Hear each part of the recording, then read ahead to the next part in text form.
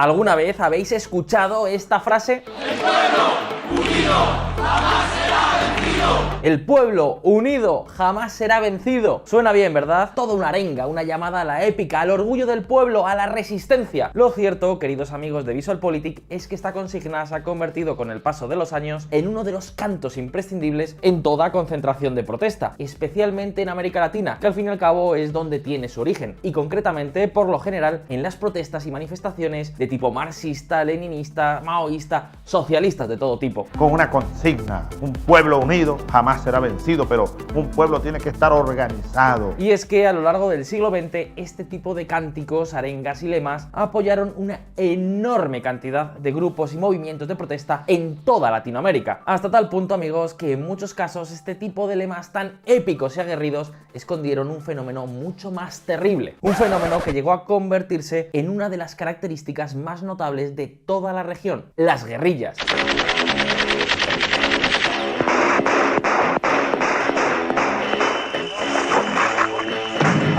Ahora bien, podemos preguntarnos, ¿en qué consiste el fenómeno de las guerrillas? ¿Por qué se formaron? ¿Cómo pudieron tener tanta repercusión, tanta fuerza? ¿Cuál es su situación hoy? En este vídeo vamos a responder a todas estas preguntas, pero antes veamos un poquito de historia. No había otro camino. Tenemos tomada la población. ¡Rendite! La chispa que prendió la llama. Década de 1960. El fenómeno de las guerrillas está a punto de comenzar. Se acaba de producir la Revolución Cubana. Porque, amigos, miradme un momento, no se puede. No podemos hablar de guerrillas en Latinoamérica sin tener en cuenta el papel de Cuba. Sí, tal cual como lo escucháis. La Revolución Cubana fue una gran fuente de inspiración para el resto de movimientos antiimperialistas, revolucionarios y comunistas. Pero no solo eso. Con los años, Cuba se convirtió también en algo así como el promotor número uno, el promotor más importante de grupos guerrilleros en toda la región. Sí, la verdad es que en eso Cuba fue toda una potencia. El caso, amigos, es que el mito de la Revolución Cubana fue la mejor arenga para que miles de jóvenes idealistas, en muchos casos con buenas intenciones, contribuyeran a convertir la región en todo un avispero. ¿Cómo resistirse a las hazañas del gran comandante Fidel Castro? Ese líder que supuestamente consiguió con apenas 82 personas poner en pie la revolución. Si él pudo, ¿por qué no iban a poder otros? ¡Cojan los fusiles! Claro, amigos, que la historia fue un poquito diferente. Lo cierto es que la revolución pudo triunfar en gran medida precisamente por los excesos cometidos por el aquel entonces dictador cubano, Fulgencio Batista. Excesos que hicieron que buena parte del ejército, incluyendo muchos oficiales, se alinearan con el bando castrista. Por cierto, ¿sabéis que a diferencia de lo que se suele decir, esta heroica revolución no tenía un objetivo ideológico muy claro? Sí, tal cual.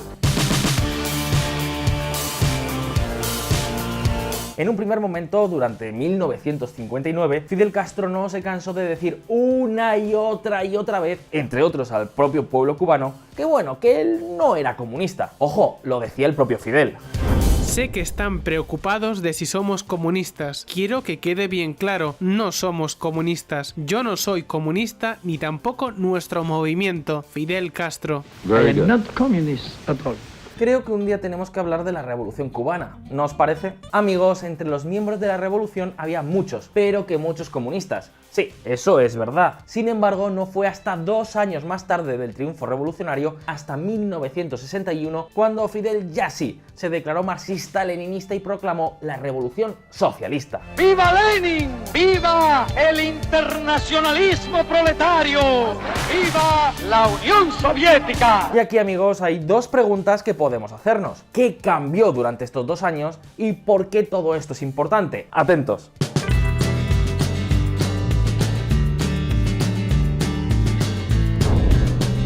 Centro de operaciones. Seamos claros, los políticos de Washington no se creían las afirmaciones de Fidel Castro renegando del comunismo y veían a este nuevo régimen como un peligro en plena Guerra Fría. Así es, bajo este panorama, como se cocinó el desastroso intento de invasión de Bahía de Cochinos. Al mismo tiempo, los líderes de la Unión Soviética lo tuvieron claro meridiano. Cuba suponía una increíble oportunidad, principalmente por 3 razones. Fijaos. La primera razón es que, aliados con Cuba, lograrían una posición geográfica muy ventajosa respecto a los Estados Unidos. Tendrían un territorio amigo y una base militar a pocos kilómetros del gigante norteamericano. La segunda, una Cuba socialista, supondría un nuevo estado satélite, reforzando así su posición en la política internacional. Y en tercer lugar, Cuba podría convertirse en el centro de operaciones para difundir el comunismo en el llamado patio trasero de los Estados Unidos, es decir, en América Latina. Claro, de esta forma, amigos, las probabilidades de la Unión Soviética de convertirse en el ganador de la Guerra Fría crecerían con fuerza. Y sabéis que, como solemos decir aquí en VisualPolitik, dicho y hecho. El entonces régimen liderado por Nikita Khrushchev se volcó en consolidar sus relaciones con la nueva Cuba castrista. El desembarco fue total. Desde ese preciso momento, Cuba se convirtió en un centro de entrenamiento, financiación y suministro de equipos, armas, para los movimientos revolucionarios de todo el continente. De esta forma es como La Habana se convirtió en el mayor promotor de sublevaciones guerrilleras en Latinoamérica. El deber de cada revolucionario es hacer la revolución. Segunda declaración de La Habana, 4 de febrero de 1962. La idea, desarrollada por el mismísimo Che, consistía en que un pequeño grupo de activistas que iniciara acciones típicas de la guerra de guerrillas sería capaz de dinamitar las instituciones existentes y encender la llama de la revolución socialista. Y no solo eso, amigos, también promovieron una nueva estrategia conocida como marxismo cultural, y que, por cierto, hoy muchos ven por todas partes. ¿En qué consiste? Pues básicamente en utilizar la educación y la cultura para filtrar la ideología comunista y revolucionaria al conjunto de la ciudadanía. De esta forma, desde La Habana se apoyó la creación de canciones, poemas, obras literarias de todo tipo y trabajos universitarios con una característica común: estaban empapadas de ideología revolucionaria y, entre otras cosas, ensalzaban la figura del guerrillero. Tomen la educación y la cultura, y el resto se dará por añadidura. Antonio Gramsci. Ahora bien, ¿queréis conocer más a fondo cómo La Habana apoyó a algunas de las guerrillas más famosas? Atentos.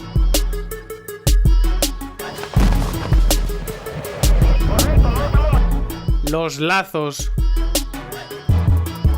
La primera operación de todas se dio en Nicaragua. Gracias al apoyo técnico, militar y económico de Moscú y de La Habana, un líder revolucionario, Carlos Fonseca Amador, que, ojo, no tiene nada que ver con nuestro Fonseca, impulsó la creación y la organización en 1961 del Frente Sandinista de Liberación Nacional. ¿Lo conocéis? Sí, es el movimiento de Daniel Ortega, el actual presidente tirano de Nicaragua, del que ya os hemos hablado en varios vídeos aquí en VisualPolitik. Pero volvamos.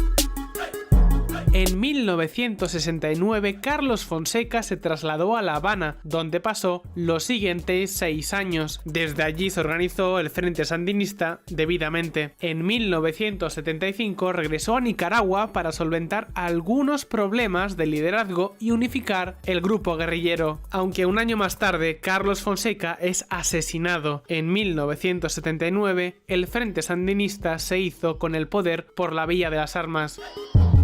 La guerrilla, entrenada, financiada y apoyada desde La Habana, había triunfado. El modelo funcionaba, así que ¿por qué detenerse? En 1980, apenas un año más tarde del triunfo del Frente Sandinista, se fundó en El Salvador, por intermediación del mismísimo Fidel Castro, el FMLN, el Frente Farabundo Martí para la Liberación Nacional. ¿Queréis más señas de la influencia cubana? Este grupo, resultante de la fusión de 5 pequeños movimientos revolucionarios, se fundó formalmente ni más ni menos que en la mismísima Habana. ¿Qué os parece? Con el respaldo del régimen cubano, junto al nuevo gobierno nicaragüense y también de Moscú, por supuesto, el FMLN inició la lucha armada. Sus centros de entrenamiento se situaron en Cuba y en Nicaragua, y por supuesto, estos mismos países eran sus proveedores de armas y de todo lo que necesitaran.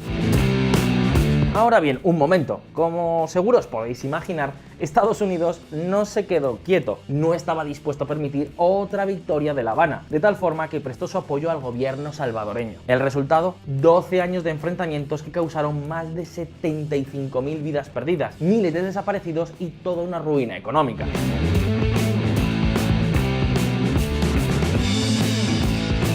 Me da a mí que ahora ya estamos un pelín más cerca de comprender el origen de la enorme violencia que ha destrozado gran parte de la región. El caso, amigos, es que en esta ocasión la guerrilla no consiguió llevar a cabo la revolución y tras los acuerdos de paz de 1990 se transformó en un partido político. Hoy, sin ir más lejos, este partido político gobierna en El Salvador y, por supuesto, no ha dudado ni un segundo en apoyar al régimen de Daniel Ortega. Viejas amistades. Pero no penséis ni un momento que esta situación fue monopolio de América Central. Para nada. Los países del sur también tuvieron lo suyo. Lo cierto es que América del Sur también vivió toda una oleada de movimientos revolucionarios. De hecho, en toda Latinoamérica hubo más de 100 grupos guerrilleros que causaron un daño enorme. Casi todos, de una forma u otra, fueron impulsados y apoyados por Cuba. Este es el caso, por ejemplo, de 3 de los grupos guerrilleros más famosos de todos los tiempos: las FARC y el Movimiento 19 de Abril en Colombia y Sendero Luminoso en el Perú. Los activistas de Sendero Luminoso han sido entrenados en Cuba, Checoslovaquia y la República Democrática Alemana. Manuel Ulloa, ex primer ministro del Perú, en declaraciones al diario El País en 1983. ¿Os extraña ahora que los acuerdos de paz entre las FARC y el gobierno colombiano de Juan Manuel Santos se negociaran en La Habana? ¿A que no? Claro que estos grandes grupos, auténticos ejércitos, contaron también con otro apoyo fundamental: el dinero del narcotráfico. Sí, estos grupos se acabaron convirtiendo en narcotraficantes, negocio del cual obtenían los ingentes recursos para continuar su lucha. Pero ojo, no lo olvidéis, Cuba también estuvo en este negocio. Os lo contamos aquí en VisualPolitik en un reciente vídeo sobre la narcopolítica en esta región del mundo. Sí, el gobierno cubano llegó a asociarse con el mismísimo Pablo Escobar Gaviria. Y ahí no queda todo. El último ejemplo de infiltración cubana es ampliamente conocido. Ha sido en Venezuela.